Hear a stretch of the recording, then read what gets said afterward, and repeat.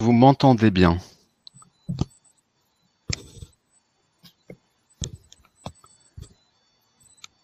Allô, allô?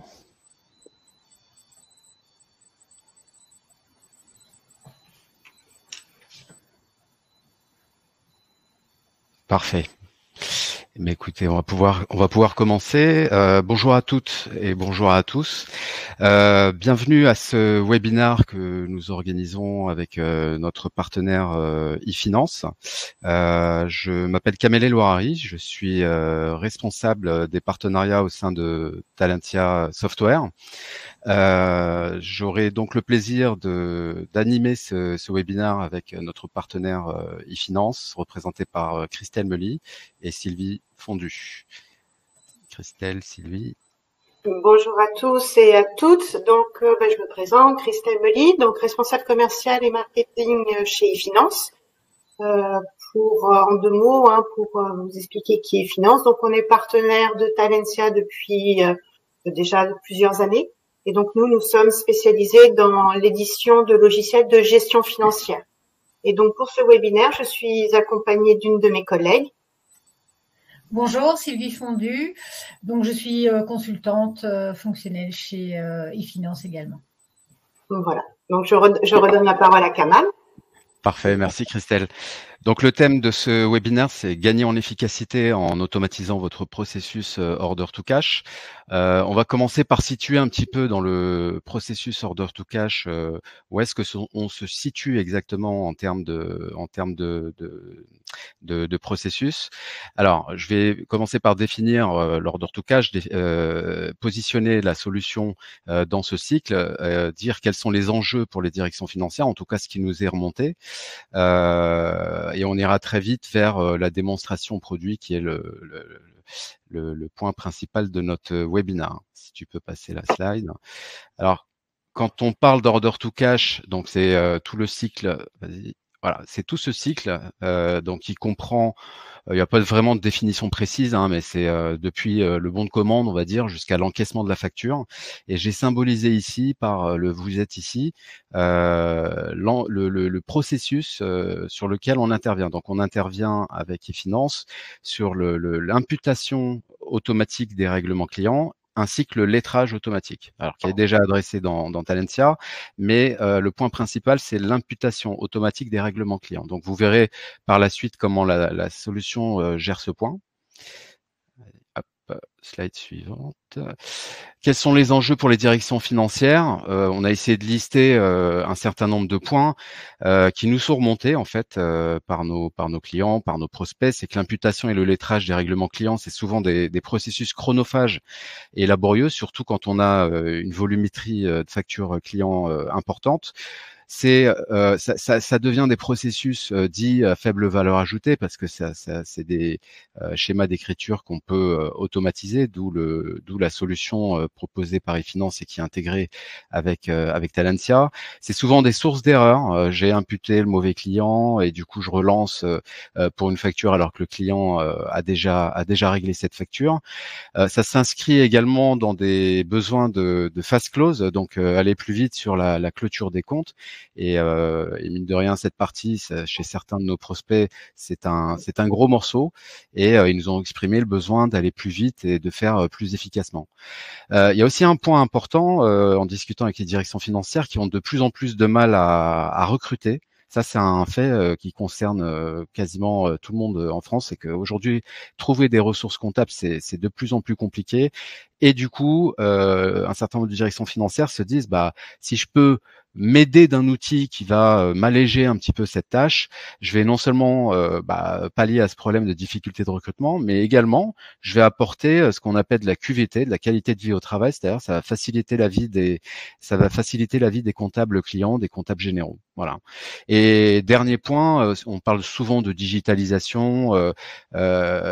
Le problème de la digitalisation, c'est comment faire, par où commencer, et finalement, qu'est-ce que c'est, quoi. Donc, c'est comment tirer profit au mieux de l'automatisation offerte par la technologie. Donc voilà les principaux enjeux qui nous sont remontés par les directions financières. Et du coup, il nous a semblé intéressant de vous présenter cette solution partenaire.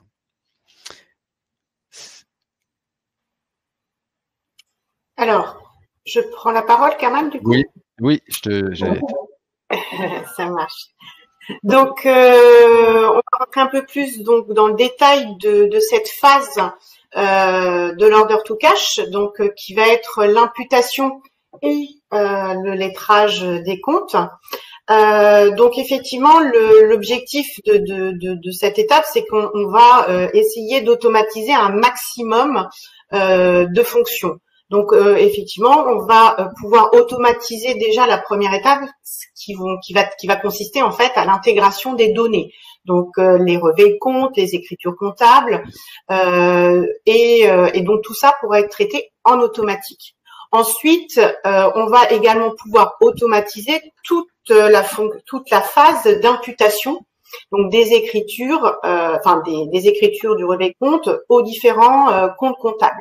Donc ça aussi, c'est la fonction qui va pouvoir être automatisée et qu'on va chercher à automatiser le plus possible. Et puis derrière, bien entendu, on va pouvoir également automatiser la partie lettrage. Et enfin, dernière phase qui va aussi pouvoir être automatisée, c'est la partie de la génération des écritures comptables pour renvoi vers Talentia.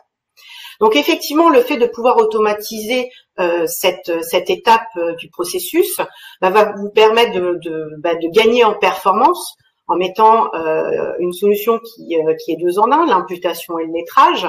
On va pouvoir travailler sur du compte client, mais pas que. On peut également, suivant les activités des sociétés, travailler également sur la partie fournisseurs et comptes généraux.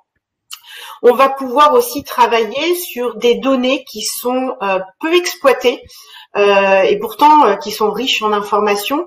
Ce sont les avis de virement, alors que nous appelons fichiers annexes, parce qu'il peut y avoir aussi d'autres sources de données, mais principalement les avis de virement sont des sources d'informations très riches et souvent peu exploitées. Et en fait, la solution va vous permettre en automatique de pouvoir traiter également cette source de données riche en informations. De plus, au niveau de la performance, c'est que par l'automatisation, on va chercher à augmenter au fur et à mesure de l'exploitation de ce type de solution, à augmenter le pourcentage d'automatisation. Et donc, l'outil va pouvoir s'enrichir au fil de l'eau de connaissances et traiter de plus en plus de cas en automatique. On vous montrera comment. Bien entendu, il ne faut pas qu'une solution qui est toute automatisée soit une simple boîte noire dans laquelle on n'ait pas de contrôle. Donc, vous avez également toute la possibilité de visualiser tout ce qui est traité en automatique, de pouvoir traiter à la marge des retours arrière, manuellement, ça peut arriver.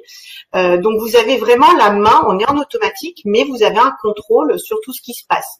Vous avez également toute la partie traçabilité et les rapports qui sont mis à disposition dans ce genre de solution. Alors, je vais passer la main à ma collègue Sylvie qui va vous présenter donc le e-allocation and posting, donc la solution d'imputation et de lettrage. Donc, bien entendu, la solution, donc c'est une solution qui est full web. Elle va bien sûr être connectée et interfacée avec Talentia pour la descente des écritures ouvertes donc de la compta. Elle va être alimentée donc également par les relevés de compte, donc tout ça en automatique. Également les avis de virement, donc je vous l'ai dit, ça sera en automatique. L'outil est bien sûr paramétré en amont sur tout votre périmètre, société, banque, compte, utilisateur. Et donc un utilisateur pourra travailler soit sur un périmètre global, soit sur un périmètre un peu plus restreint. Je passe la main à Sylvie. Donc, je vais arrêter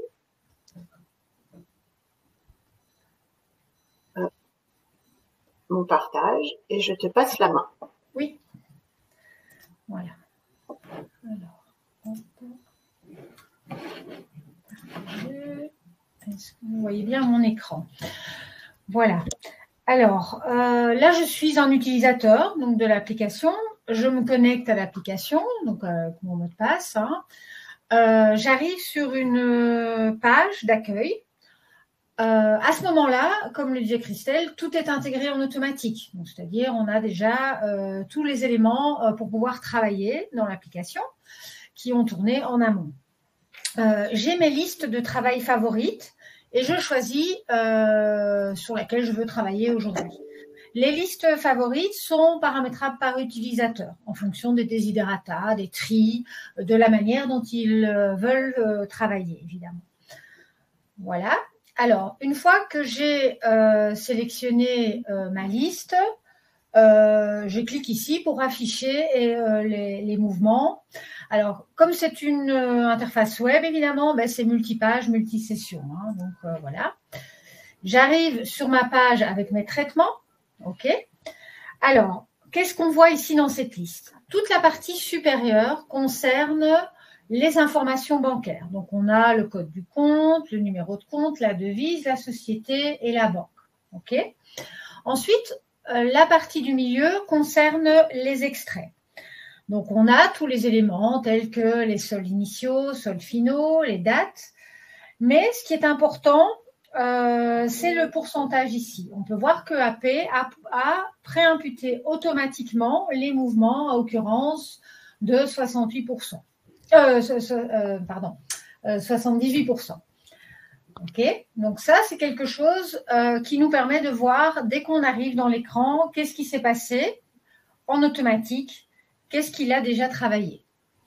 Ensuite, toute la partie en bas concerne tous les paiements clients. Donc, clients ou fournisseurs ou tous les frais que vous pourriez avoir sur votre extrait de compte.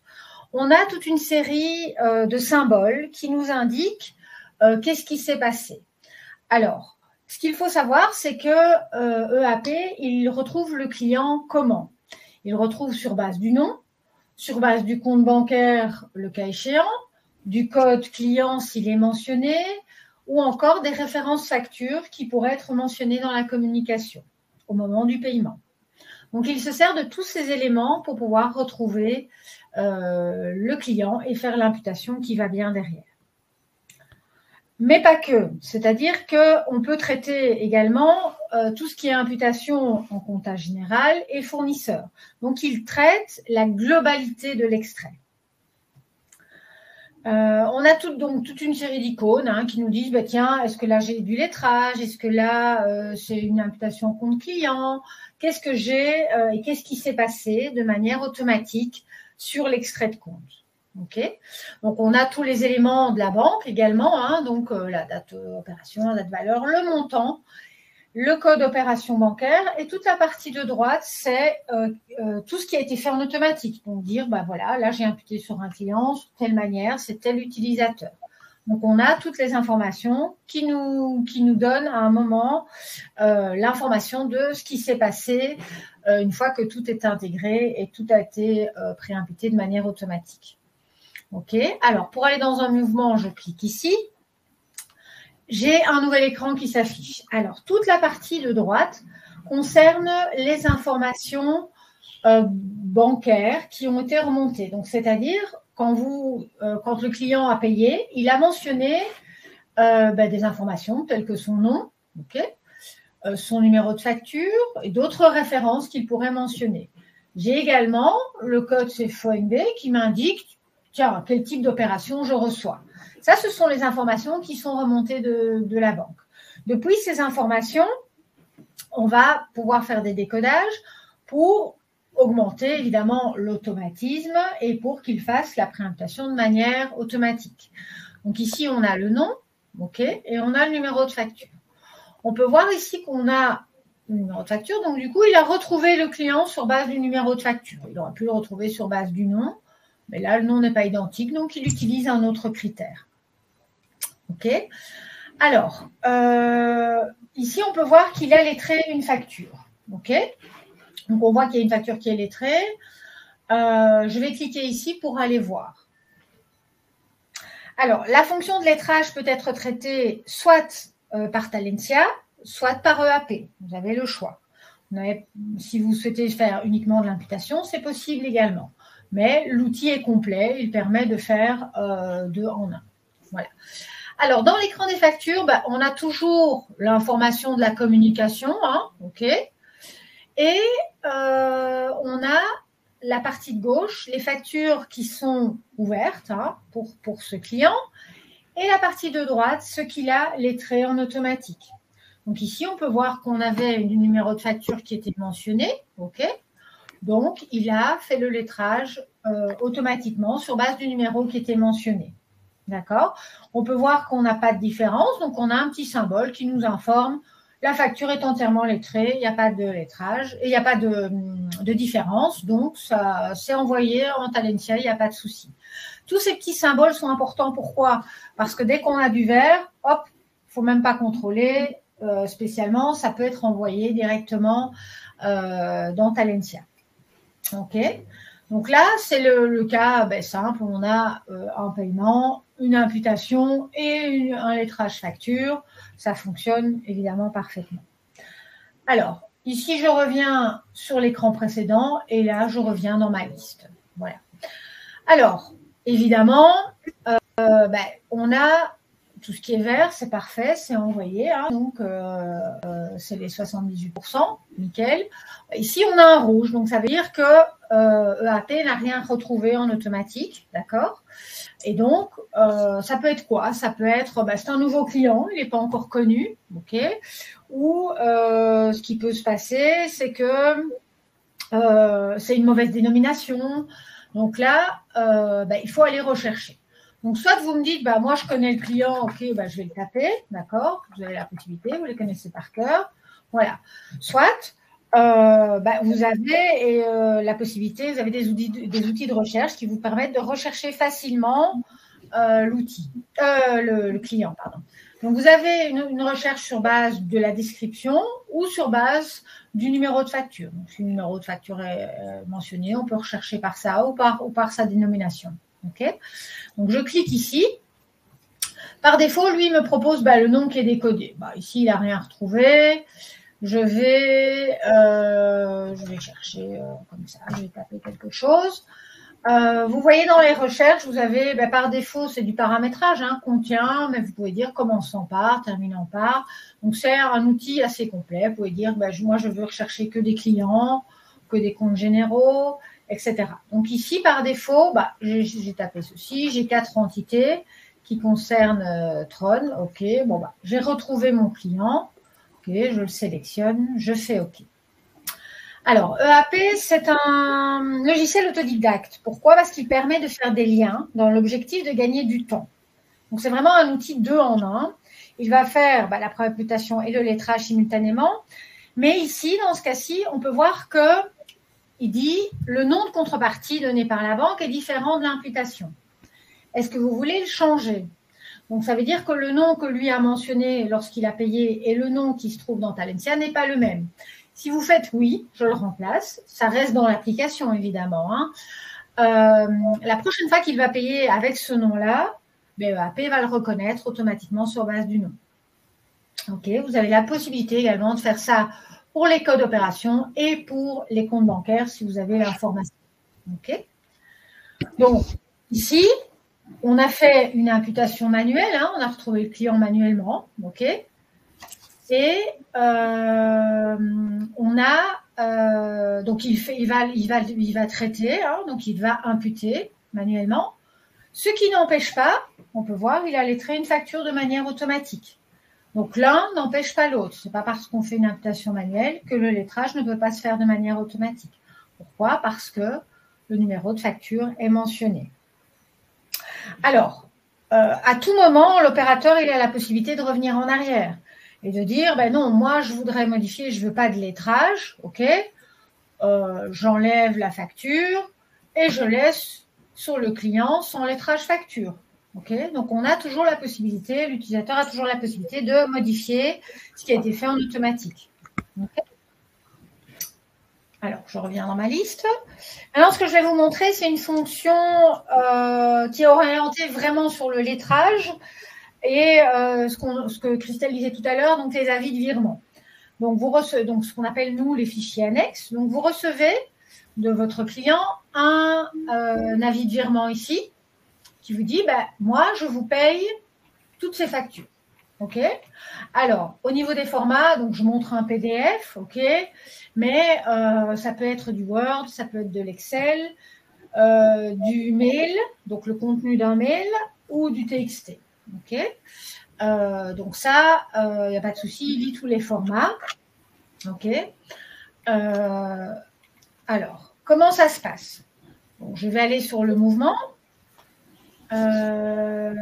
Lui, ici, on peut voir qu'il a retrouvé le client sur base du nom. Pourquoi? Parce que le nom est identique. Oui, donc ça fonctionne. Hein. Et on peut voir qu'il a lettré, lui, toute une série de factures. D'accord?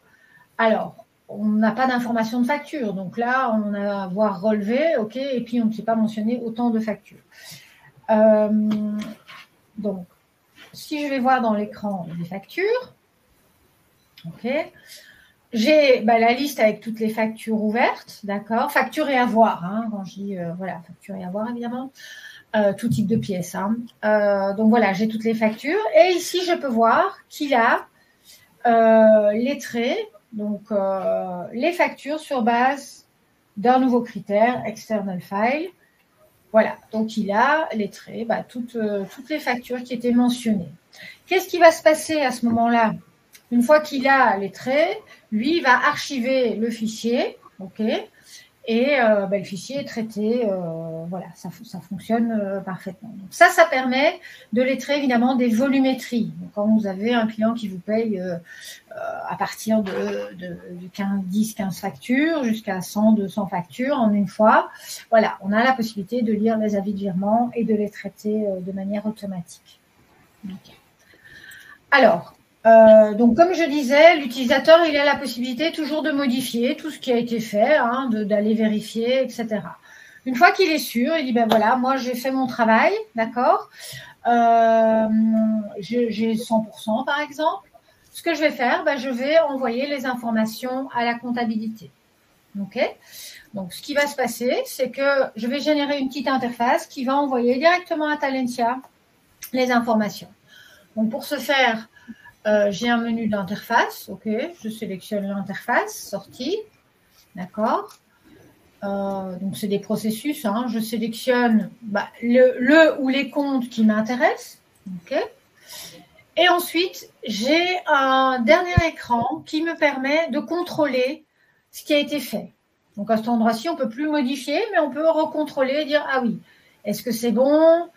Est-ce que tout est bien fait? OK, j'envoie à la compta. D'accord? Donc ça, c'est fait de manière, voilà, vous avez 3 clics à faire, c'est envoyé à la compta directement. Alors, une fois que ça c'est fait, vous n'avez plus à traiter, vous avez la possibilité d'éditer des rapports. Alors, vous avez toute une série de rapports statistiques, ce qu'a fait l'utilisateur, le pourcentage d'imputation automatique ou de lettrage automatique, tout ce qu'il y a, donc tous ces rapports sont à votre disposition. Et vous avez également une édition, ce qu'on appelle historique, basée sur l'historique. Donc, à chaque fois que vous envoyez les informations dans Talentia, vous avez la possibilité d'exporter une liste en Excel natif pour à un moment T pour une certaine date. Donc, je dis, par exemple, moi, je voudrais savoir ce que j'ai reçu du 1er janvier au 31 janvier. Voilà. Donc, ça, c'est basé sur l'historique, sur tout ce qui y a été traité dans l'application. OK. Donc là, j'ai des petits modèles qui sont enregistrables, encore une fois, par l'utilisateur. J'ai la liste de tous mes champs, de toutes mes colonnes que j'ai besoin. Je clique sur exporter et lui va me générer l'Excel, évidemment, qui va bien, que vous pouvez enregistrer, envoyer par mail par la suite, sans souci. Voilà. Donc là, j'ai toutes les informations, voilà, où je peux, les colonnes dates sont des belles dates, les montants, on peut les sommer, etc. C'est vraiment un Excel natif où on a toutes les informations. Bon, ici, j'ai beaucoup d'informations, évidemment, mais voilà, à vous de choisir les informations que vous avez besoin en fonction des comptes, en fonction des sociétés. Voilà, vous pouvez faire des modèles différents en fonction de ce que vous avez besoin. Voilà. Alors, je redonne la main à Kamal et à Christelle pour terminer le webinaire. Merci Sylvie. Très clair. Je pense qu'on peut passer aux questions-réponses. Alors, j'ai une question. Ce processus comprend-il la possibilité de faire du netting client égale fournisseur? Donc, c'est quand on reçoit un paiement dans lequel on a des factures clients et dans lequel le client s'est déduit des montants, des montants liés à des factures qu'on lui doit. Sylvie, oui. A priori, oui. Oui, tout à fait. Donc, en fait, on crée ce qu'on appelle une centrale de paiement. Ça peut être entre des clients, donc de dire, voilà, on a la maison mère qui paye pour ses filiales, ou également un client qui est à la fois client et fournisseur. Et donc, on les lie entre eux. Et lors du paiement, on peut déduire des factures fournisseurs. Voilà. Ou voilà, on aura les factures clients et fournisseurs alors à ce moment-là. Parfait. On peut planifier également le lancement de AP, c'est-à-dire que je peux le lancer, je sais pas, à 6 heures du matin au moment où je reçois les relevés, de manière à ce que ouais. Bien sûr. Autant les écritures ouvertes que les extraits de compte, c'est des choses plus c'est planifié, comme ça quand l'utilisateur il arrive, tout est intégré directement de manière automatique. Et c'est planifié directement dans l'application. Donc pas besoin d'avoir des tâches, des choses comme ça. On planifie, on dit voilà, moi mes fichiers sont là à 6 heures du matin, à 6h05, je lance l'intégration. Voilà. Et je peux en générer autant que je veux. Donc s'il me dit à midi j'ai des nouveaux fichiers, je peux en générer à midi, il n'y a pas de souci. Voilà. Ce qui veut dire qu'on gère que les exceptions en fait. Le comptable ne va plus gérer que les exceptions, ce que la solution n'a pas réussi à retrouver d'elle-même. Et en gérant ces exceptions, en fait, on nourrit le mécanisme d'auto-apprentissage en fait. Voilà, tout à fait. Voilà, vous avez la page à chaque fois avec les liens qui vous propose de faire des liens sur base du nom, des références que vous pourriez avoir. C'est ce qui augmente le pourcentage d'automatisme au fil des jours, quoi. Ouais. Une autre question. Bonjour, si un client effectue des déductions qu'il mentionne sur son avis de virement, l'outil va-t-il générer une écriture d'écart dans le compte client pour chaque ligne de déduction? Si le client effectue des déductions qu'il mentionne sur son avis de virement, l'outil va-t-il générer une écriture d'écart dans le compte client? À partir... c'est comme un escompte. Est-ce que c'est comme un escompte ou un paiement partiel? Ou un paiement partiel, oui, c'est ça qu'il faudrait avoir plus d'infos. De toute façon, ce qui est sur l'avis de virement, le système va se servir de cette source de données externe pour répliquer exactement ce que le client a fait. C'est bien ça, hein, Sylvie? C'est ça, tout à fait. Donc du coup, si le client a fait une déduction sur chaque facture qu'il règle, on va se retrouver avec une écriture sur chaque facture. On va répliquer à l'identique, quoi. Oui, c'est ça, c'est ça. Oui, ce sera sur au niveau du client. Est-ce que c'est ça qu'il faudrait savoir si c'est le même pourcentage de déduction ou comment est-ce qu'il déduit. En fait, c'est ça, il faut avoir un petit peu plus d'infos. Alors c'est Jérémy qui a posé la question. Est-ce que ça vous convient? Est-ce que la réponse vous convient, Jérémy?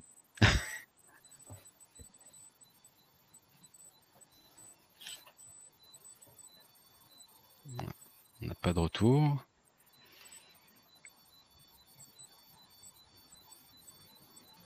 Donc le lettrage, ce que tu disais tout à l'heure, le lettrage peut être fait par EAP ou par Talentia, qui le fait déjà. Il y a déjà la fonction de lettrage automatique. L'élément différenciant de EAP, il se trouve dans l'imputation automatique des règlements clients. C'est là l'intelligence en fait qu'on a décidé de mettre en œuvre, et via le partenaire eFinance. Et donc cette solution, son point fort par rapport à un client qui a déjà Talentia, c'est pouvoir profiter de cette intelligence qui va permettre d'automatiser tout ce processus qui est pas voilà. Alors il y a une autre question. Bonjour, l'outil permet-il de lettrer un grand nombre de factures à partir d'un avis de paiement reçu? Oui. Oui. Donc un grand nombre, voilà, ça peut être même une centaine de factures, hein, oui. Tant que c'est mentionné dans l'avis de virement. Alors pour les avis de virement, donc on disait les formats donc PDF, Word, TXT et mail. Quand je dis PDF, ça ne doit pas être une image, quoi. Donc pas une photo, un vrai PDF, quoi. Voilà. Donc, aussi. Il n'y a pas de limite en soi en fait dans l'avis. Il n'y a pas de limite. Non, lui, ouais, il va lire ligne par ligne tout et va comparer est-ce que j'ai un numéro de facture, oui, non. Voilà. C'est justement l'usage le cas d'usage qui est intéressant quand il y a de fortes volumétries. C'est là le retour sur investissement, enfin la valeur ajoutée de la solution, elle est là. Alors aussi sur les petites volumétries, mais voilà. C'est pour ça que ça nous est apparu important de. Beaucoup dans la grande distribution aussi, voilà. Donc Oui. là il y a des grosses volumétries. Alors au niveau du fonctionnement, soit ça se fait au moment où l'intégration se fait de manière automatique, ou on dit non, on n'a pas reçu le fichier, voilà, on refait enter, on revalide l'imputation et ça va lettrer de manière automatique, comme le cas que je vous ai montré, quoi. Donc voilà, ça peut être fait de manière automatique ou semi-automatique. Mais en un clic, voilà, c'est fait, quoi. En général, l'outil, quand on l'utilise pour la première fois, il arrive à reconnaître. Enfin, c'est quoi le taux de reconnaissance automatique? Est-ce qu'il y en a un déjà qui est... Oui, on est déjà quand même à 70%, quoi, je pense. Ouais. Voilà. En fonction, maintenant, le client mentionne rien, voilà, on peut pas faire de miracle non plus, mais Bien sûr. en général, le client, il a quand même toujours au moins son nom, soit une référence facture ou un libellé de facture, donc voilà. Alors, il y a une autre question, par exemple, et pour compléter, le client effectue une déduction car il y a des produits manquants lors de la livraison ou un écart de prix entre le prix négocié et le prix facturé. Ainsi, il calcule le montant pour lequel il attend un avoir, mais effectue un débit d'office, pratique, bien sûr, pratique de la grande distribution. D'accord. Alors, cet écart, il y a moyen de le gérer de manière manuelle, mais alors c'est de manière globale. Voilà. Donc, ce sera une déduction sur le montant payé par rapport au montant des factures. Donc, on va se retrouver dans le compte client avec la facture initiale et le règlement qu'il a effectué. On peut la gérer de différentes manières. Hein. Soit on fait un éclatement de la différence et on impute sur un autre compte, ça peut être un compte général ou directement sur le client. Soit on fait un peu ce qu'on veut de cet écart, on le gère un peu comme on veut, mais effectivement, si je peux me permettre pour compléter, ces cas particuliers, je pense que effectivement, donc c'est un cas qui est assez propre à la GMS. Ce sont des cas qu'on analyse au début et à la mise en œuvre donc de l'outil pour voir comment déjà vous traitez déjà en interne et après comment vous voulez qu'on vous remonte les informations. Ouais. Oui, il y a plusieurs façons de le gérer effectivement. Tout à fait. Hop.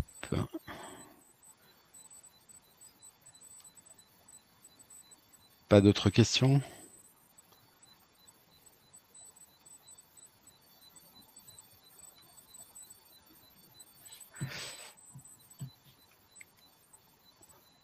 Bon, juste pour rajouter un point, donc eFinance est partenaire de Talentia, ce qui veut dire que en termes d'intégration, en fait, on travaille sur de l'intégration native pour essayer d'avoir des connecteurs le plus possible natifs.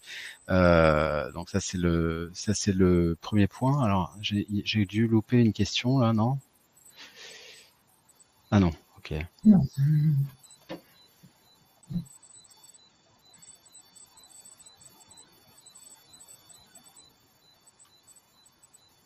Bon, écoutez, s'il n'y a pas S'il n'y a pas d'autres questions, vous pouvez toujours les adresser au, au mail que vous a indiqué Sabine dans le chat. Merci beaucoup pour votre participation à ce webinaire. Et je vous souhaite à tous et à toutes une bonne journée. Une question. Pas d'autres questions. Si, une dernière question. L'outil permet-il de gérer les tiers payeurs? Tout à fait.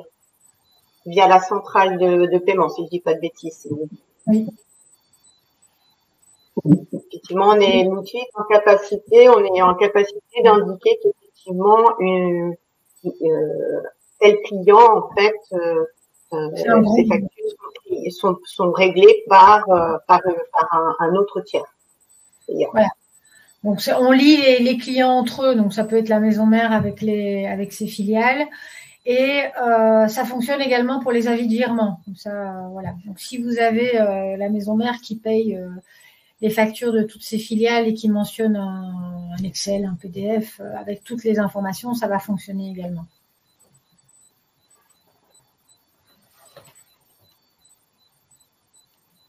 Est-ce que ça répond à votre question, Damien?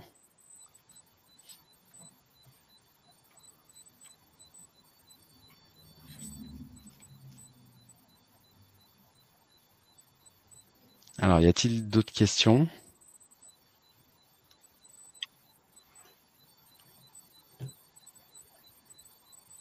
Non? Non. Bon, bah écoutez, cette fois-ci, du coup, c'est la bonne. Merci beaucoup pour votre participation à ce webinaire. Et donc, comme je vous l'ai indiqué, vous pouvez continuer à vous poser des questions via le mail qui est indiqué ou nous contacter directement. Merci beaucoup pour cette participation et on vous souhaite tous à toutes une bonne journée. Merci. Une bonne journée. Merci. Au revoir.